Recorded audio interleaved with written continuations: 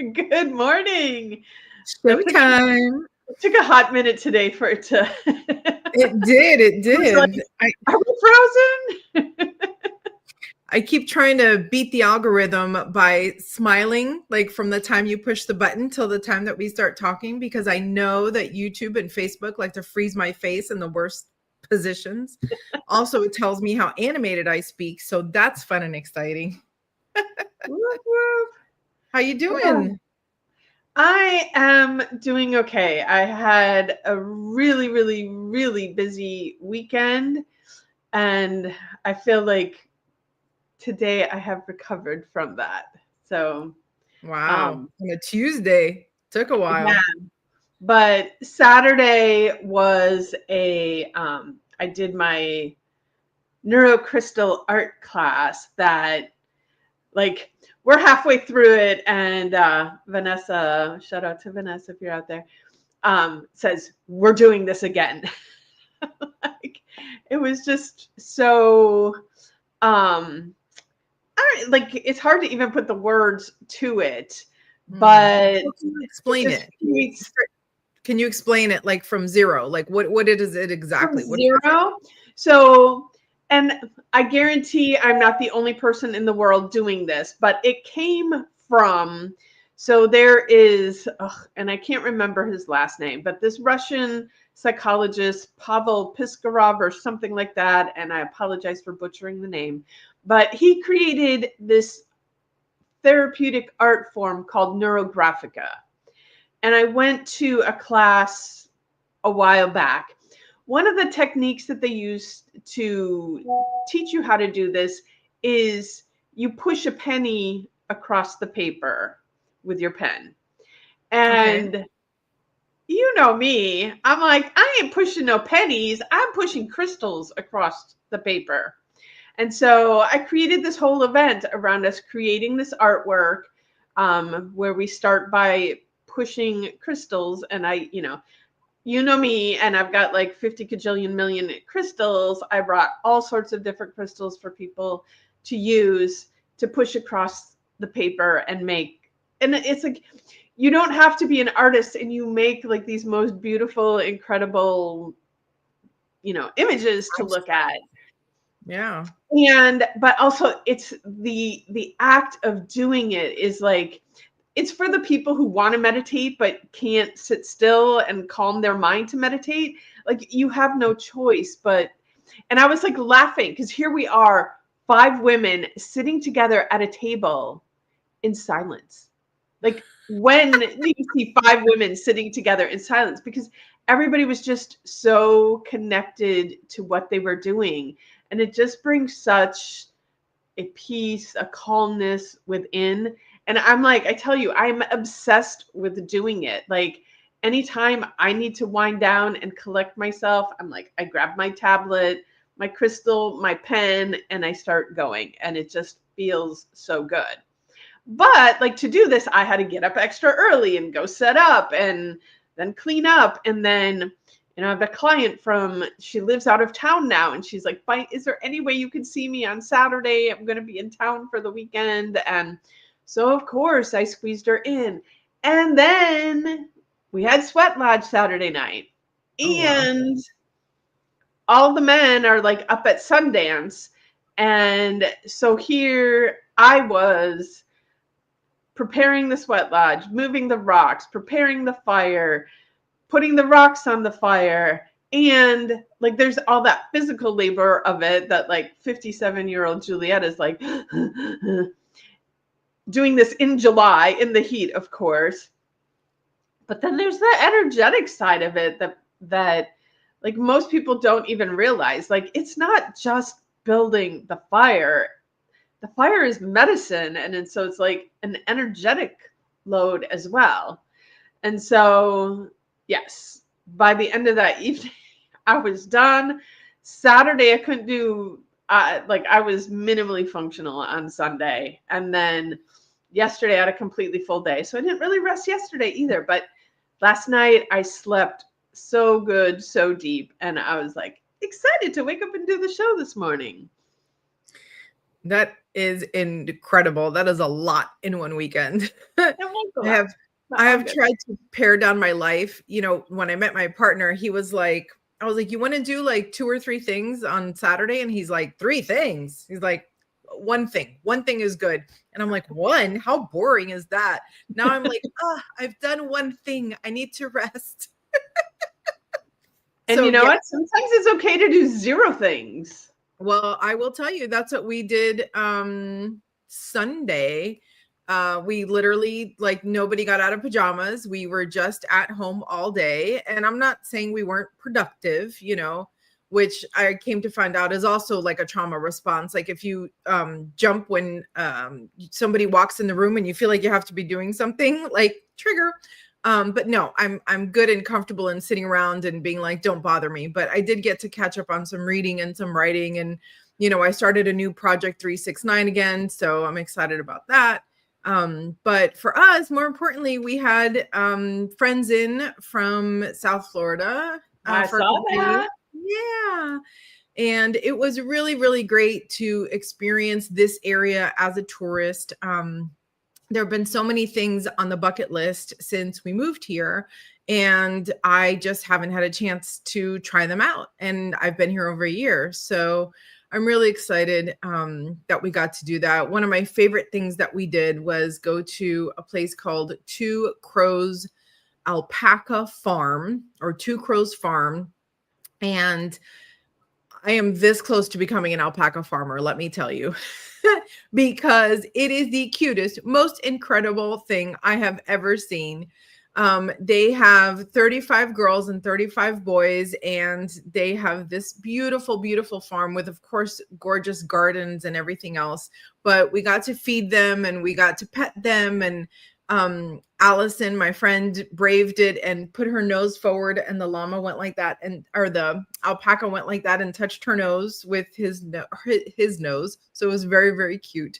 And of course, we had her kids with us as well. So, you know, we got to see little kids engaging with them. Little kids are so fearless. Like, I'm already thinking like, well, how sharp are their teeth? Have they ever bitten someone? Let's double check. Let's be careful. Da, da, da, da, da. And the kids are like, let me shove my hand in their mouth, you know. I have a whole lot to say about that, but do you want to give a shout out to Tracy, who's listening to us this morning? Good Hello, hello. morning, beautiful Tracy, who is taking the BRCA world by storm. I was Yeah. thinking about you just the other day. For those that don't know, Tracy runs a nonprofit, and my goodness, so proud of you lately. I see you, girl.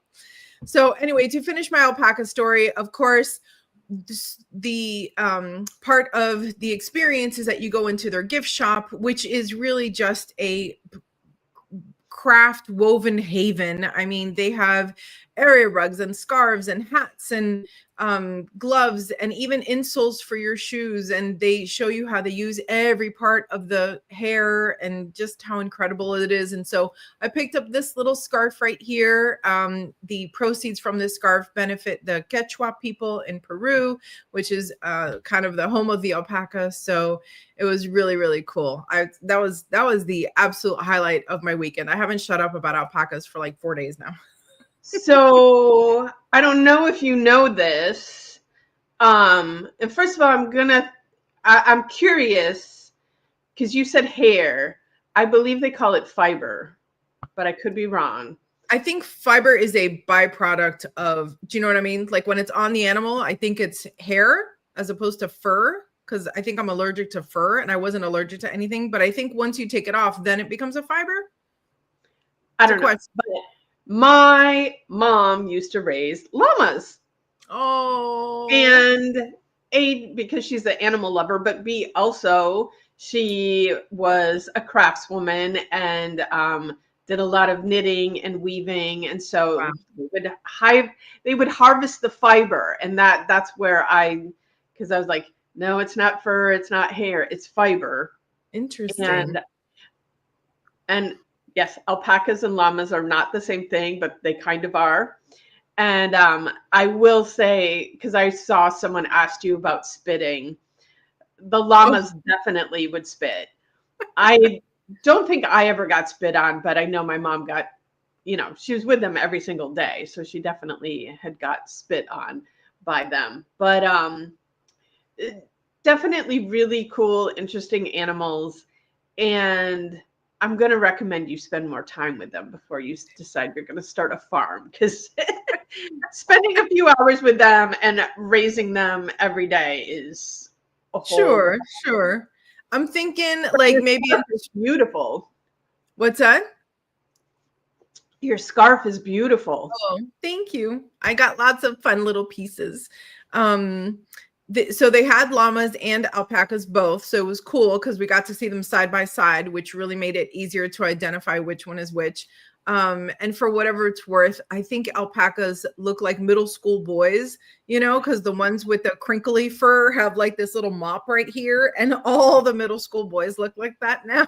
So it was absolutely hysterical. And no, nobody got spit on. Apparently, there was only one lady who really likes to spit, Miss Martha from the herd. And so she would eyeball us, and we'd be like, "You got your own space, queen. We're not going to bother you." And she was happy with us. So nice. But you know what? I'm looking forward to going and volunteering and, shoveling some cool. Yeah. for a while. Yeah, it felt really good to be out there and, be amongst the herd. So be amongst nature. What's that?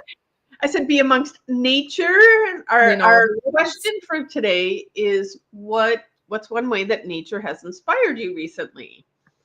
And first I want to say, because this is one of the things that drives me nuts, is that we forget that we are nature. Powerful. And so like we always, and it's a language thing. The language has us put nature out there as separate from us, when the truth is we are of this earth and nature as well. So I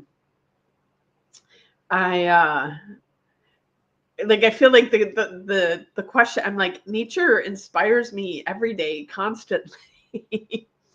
And even just this morning, we had orioles and cardinals outside, and just like I felt so honored that they were choosing to pass through my backyard. And when I see the cardinals, like here we're talking about llamas and my mom raising llamas, but every time I see a cardinal, I know my mom is around and listening and supporting, and just being the wonderful source of energy that she is. So but do you have anything else about nature that you want to, because like you have like completely moved and immersed your life into a more natural setting, and so your exposure to those nature movements have to be greatly increased.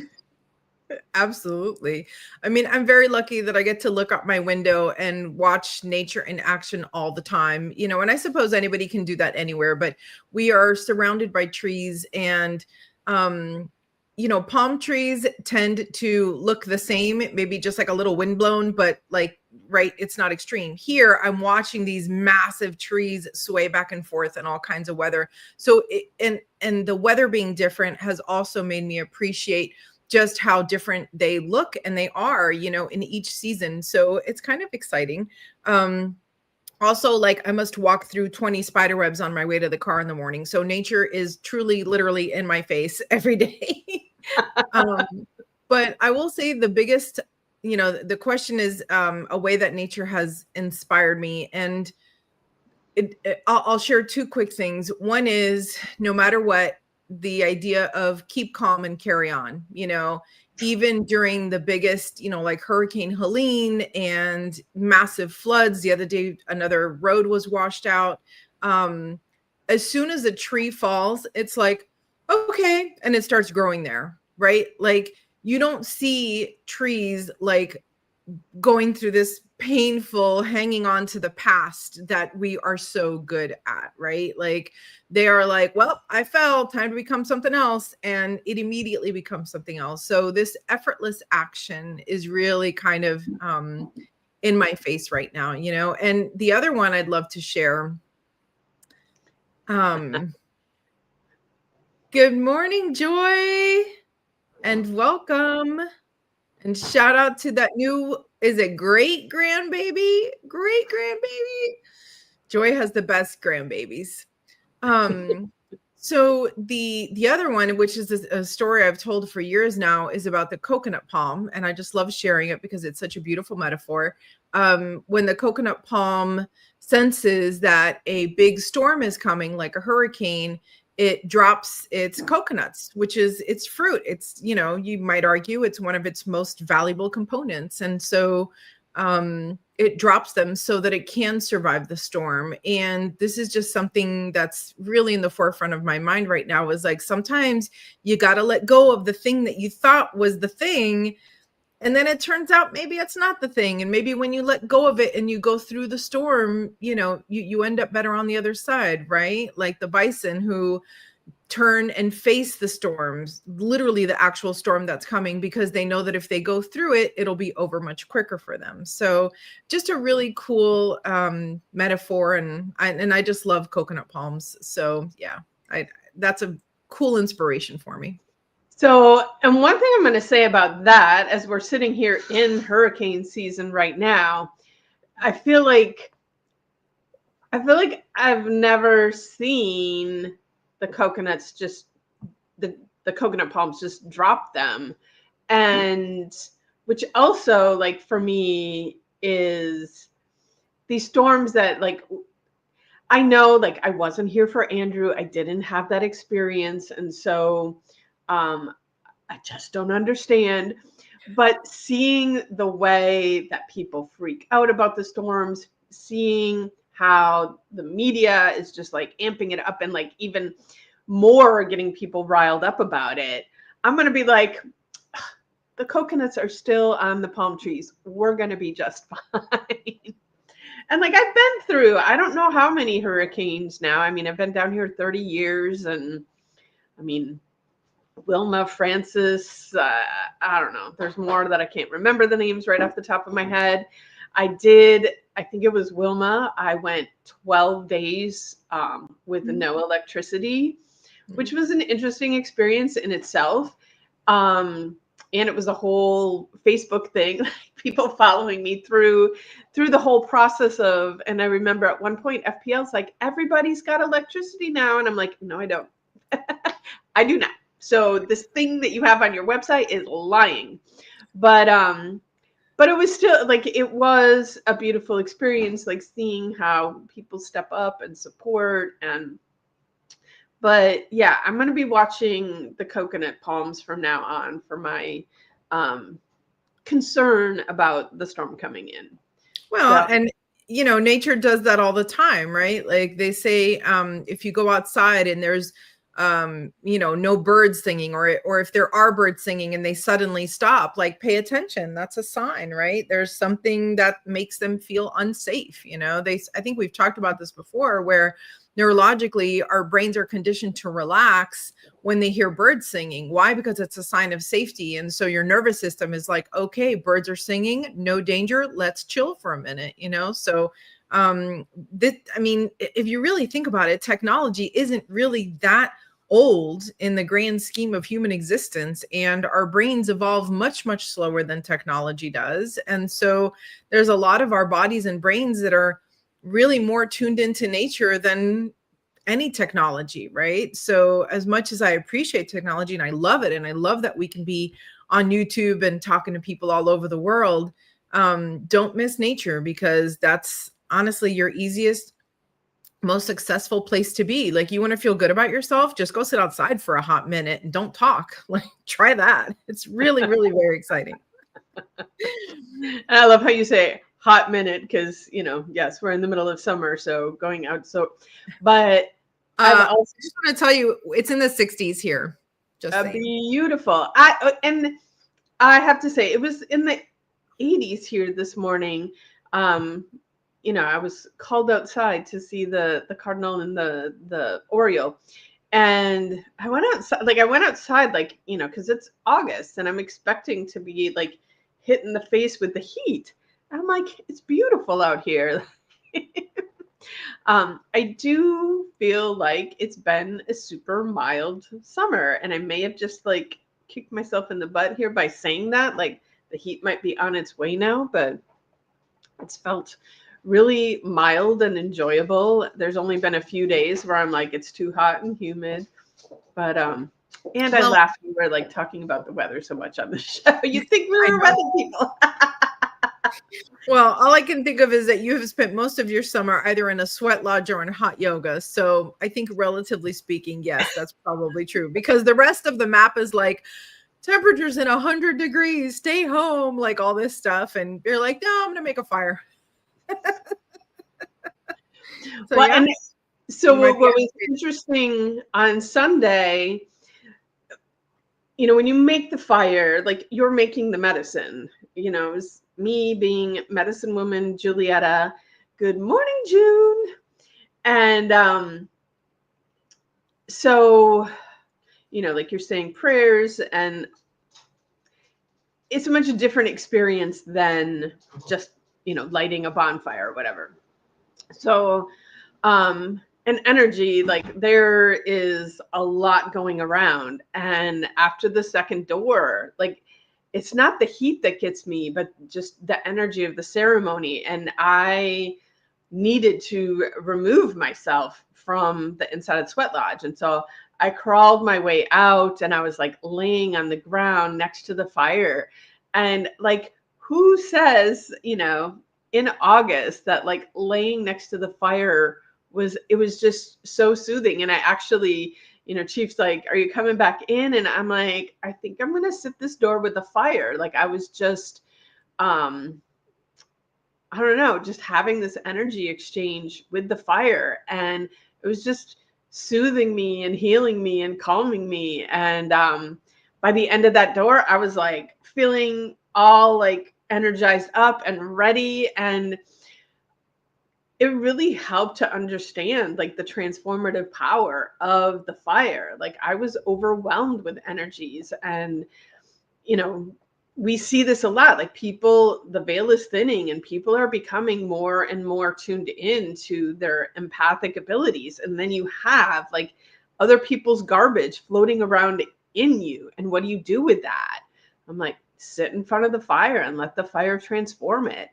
And, we discussed all this stuff on our 4 Elements retreat back in June, but like truly to sit there and like feel the full embodiment of that experience of the fire transforming those energies that I was struggling to sit with. So yeah, fire is an amazing, beautiful thing. So Well, and I love that in your story, you listened to your body, you listened to your intuition. People always talk about, I wish I was intuitive, I wish I could see things coming. A lot of that is simply attention and acknowledging what you feel in your body. And so the fact that you had this feeling and this message and this awareness of like, I don't need to follow the rules, quote unquote, and do things the way they're supposed to be done. I can take a different path and get to the same destination. So I think that's a really powerful lesson there. Very cool. I'm glad you had that experience. yay. I'm loving your little Highland cow mug too. My little baby. I know, my little baby. This one is very 3D. It's very like put together separately. And I think I ordered it from a shop in England. So my yes, I remember. knows no bounds. Yes, yes. They're such adorable little creatures there. Enjoy saying fire, awesome energy. Yeah, it's, and I think I've spoken to in the past too, that I being a Sagittarius, I'm a fire element, and I know I can be very fiery. And last year I had an experience with the fire, like almost just a breakdown over, it was really like, I don't really want to say a fear of the fire, but judgment around the destructive force that fire is. And, back then I wasn't actually sitting with the fire. I was actually like digging my hands in the dirt. And it was like Mother Earth helped me understand that fire is not destructive in the way that we think that it is transformative. And sometimes things need to get burned up and turned into ash so that it can be transformed into something more powerful that serves you better. So, yeah. I'm a big fan of the middle path, too little water, bad thing, too much water, bad thing, just right, perfect. It's the Goldilocks rule, right? Nice warm fire doing its job, excellent. Big giant fire destroying everything, not so good. No fire at all, very bad. So the middle path and the acknowledgement, the recognition, right? And I don't know, enjoying being in the moment. When one of the things that we did when our friends were here is that we went to a local spot, Fires Creek. It's just a beautiful outdoor area, and there's a waterfall and there's a creek, and the water is absolutely freezing, and there were so many people playing in it, particularly kids. It's like they just shut off that part of themselves that feels cold, and they had an absolute great time. So is the water cold? Is it not? I don't know. Is it relative to you? Right? Same thing about the fire, same thing about the earth. So yeah, really, really, really powerful. There is plenty of inspiration in nature. And if you happen to live in a concrete jungle, just keep looking. There is absolutely nature all around you. Air is nature too. Air is cleansing. Taking a deep breath can cleanse you on the inside just as much as anything else. So even if you're broke and you are living in a box, you can still take a deep breath and have nature with you. So it costs nothing to ground yourself and to be present and to be inspired. Absolutely. Whoop, whoop. You got anything else for today? I think I've said enough. You are complete. I'm complete. Beautiful, beautiful. So, well, thank you to everybody that listened in today. Super happy to have you guys here. And if you have your own stories about how you've been inspired, please leave it in the comments. We do read everything and we're very excited to read it. So, yes. All right. And I want to invite everyone to have a magical day, which can easily be found if you go just spend a moment with nature. Bye.